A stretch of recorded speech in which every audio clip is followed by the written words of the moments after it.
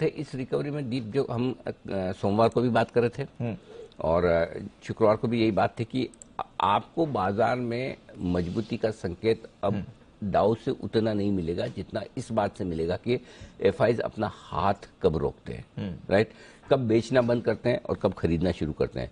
तो बेचना बंद करने का पहला संकेत कल के डेटा में दिखा है। कल की रिकवरी की वजह पूरी तरह से एफआईज, कल काफी लोग ये थोड़े सरप्राइज थे कि पूरे दिन भर डाउ 75-80-100 पॉइंट नीचे ट्रेड कर रहा है फ्यूचर्स पे, उसके बावजूद हमारे बाजार बढ़ क्यों रहे हैं।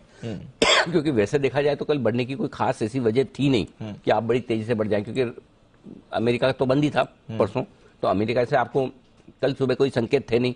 ऐसे में कल हम जो बढ़े हैं उसके बढ़ने के पीछे सिर्फ और सिर्फ एक ही कारण है कि लंबे समय बाद, लगभग मेरे ख्याल से पिछला आंकड़ा 22 दिसंबर के आसपास आया था, 22 दिसंबर को आखिरी बार, वो कुछ बड़ा नहीं था, वो भी इसी रेंज के आसपास, इसी तरह का छोटा सा आंकड़ा था। 22 दिसंबर को आपने कैश मार्केट में खरीदारी देखी, लेकिन इसके साथ साथ वायदा कारोबार में भी देखें दीप, तो हल्की सी खरीदारी के आंकड़े हैं। लगभग 1500 करोड़ के इंडेक्स फ्यूचर्स एफआईज ने खरीदे हैं और 850 करोड़ के स्टॉक फ्यूचर्स खरीदे हैं। तो आप ये कह सकते हैं कि करीबन 2500 करोड़ की डायरेक्शनल खरीदारी एफआईज की तरफ से हुई है। तो कल की तेजी के पीछे, रिकवरी के पीछे, मजबूती के पीछे आपका कोई योगदान नहीं है, खुश मत होइए। जो कुछ योगदान है वो एफआईज की तरफ से था। हाँ, इसमें कोई डाउट नहीं। तो बड़े लंबे समय बाद बिकवाली रुकने के आंकड़ा है। अभी भी क्या हम एक दिन के आंकड़ों से खुश हो जाएं? शायद जवाब है ना। लेकिन एक चीज आप देखिए, शुक्रवार को भी देखिएगा आंकड़ों में, हाँ, जो हमने देखा अच्छे संकेत, थोड़े एफएनओ में शॉर्ट कवरिंग के आंकड़े हैं। सो एक चीज साफ दिख रही है दीप की, वो ये है कि बिकवाली का प्रेशर कम होने के संकेत आने शुरू हो गए। ऐसे में एक कंफर्ट आपको जरूर इस बाजार में ले लेना चाहिए, और वो ये 17,775, 17,850 स्ट्रॉन्ग सपोर्ट जोन है, और वो आसानी से नहीं टूटेगा। हमने कई बार नोक किया, हमारे पास तोड़ने के लिए अच्छे कारण भी थे, चाहते तो हम उसके नीचे जाकर एक और नीचे का अच्छा ब्रेकडाउन दे सकते थे, लेकिन वो दिया नहीं। तो कम से कम ये जरूर है कि नीचे की रेंज आपकी टेस्ट हो गई, और नीचे की रेंज आपको पता है कि ये बनी रहेगी। अब ऊपर की रेंज टेस्ट करके उसको पार कर पाएंगे कि नहीं, यही देखना है। और वो ऊपर की रेंज क्या है? 18,150, 18,250।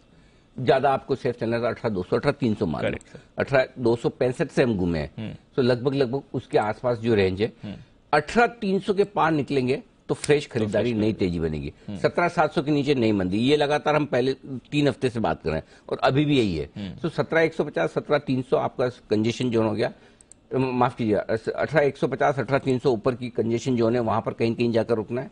नीचे में 17,700, 17,850 आपका 150 पॉइंट का सपोर्ट जोन है, जहां पर आपको सपोर्ट लेना है। तो ये अपने ध्यान में रखना है। तो 150-300 की रेंज में अटकना है। जिस दिन आपको 18,300 के ऊपर की क्लोजिंग मिले, आप फिर से नए लाइफ हाई और 19,000 की प्लानिंग कर सकते हैं। अच्छा, हाँ, 18,300 के ऊपर क्लोज होना तो ज्यादा दूर नहीं है सर, अभी नहीं लग रहा है, कल परसों करते वैसे 18,200 क्रॉस भी नहीं हो रहा। हाँ, मतलब, और ऐसा कोई बहुत अति उत्साहित होने की भी जरूरत नहीं कि 18,300 आसानी से टाइम तो लगे।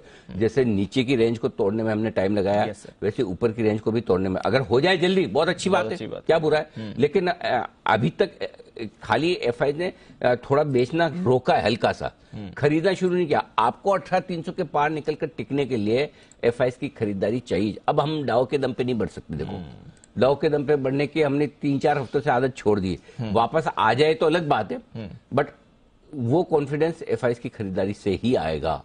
जिस दिन ट्रेडर्स को ये समझ में आ गया, हमारे लोकल इन्वेस्टर को समझ में आ गया कि भाई बिकवाली का प्रेशर कम है, अब ये नहीं बेचे, लोकल फंड्स तो बेचारे बेचते ही नहीं है, अब हम ले सकते हैं, ये कॉन्फिडेंस जिस दिन आया उस दिन आपका 18,300 पार होगा। तो अपने अभी तक की स्ट्रेटेजी में कोई बदलाव नहीं। जब खराब हो रहे थे तब भी बदलाव नहीं था, डरने की बात नहीं है, रेंज होल्ड करेगा। अब मजबूत हो रहे तो भी ऐसा कोई कूदने वाली बात नहीं है कि अपने ऊपर में वापस देना ही देना है। जिस दिन 18,300 ऊपर पार करेंगे उस दिन अपने मंदी सब खत्म कर देना है, दिमाग में तेजी ले आने का है, पोर्टफोलियो में मंदी खत्म कर देने का है। जब तक वो नहीं होता तब तक ऊपर 18,150, 200, 18,125 कहां पर बेचना है, कहां प्रॉफिट बुक करनी, वही डिसाइड करना है। लेकिन करना है।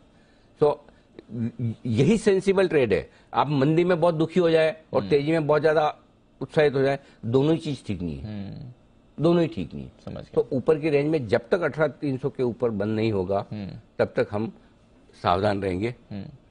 17,800 के आसपास जब आएगा हम डरेंगे नहीं, खरीदेंगे। बस डन।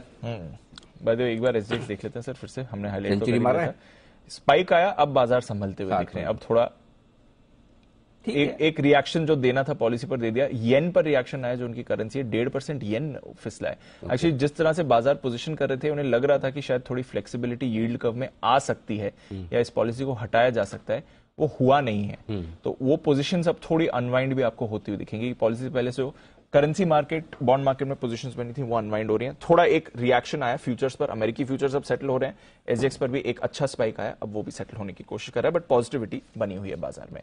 चलिए सर फिर आज का सेटअप ग्लोबल संकेत नेगेटिव से